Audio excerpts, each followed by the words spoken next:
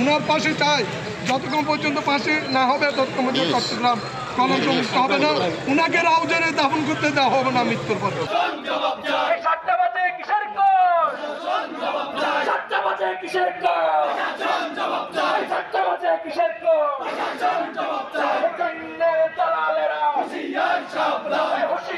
আদালতে তো time frame নাই।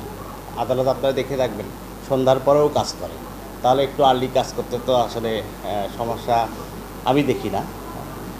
আর বেসিক্যালি একটু নিরাপত্তার কথাটা ভেবেই আমরা একটু সকালে ব্যবস্থা করেছি।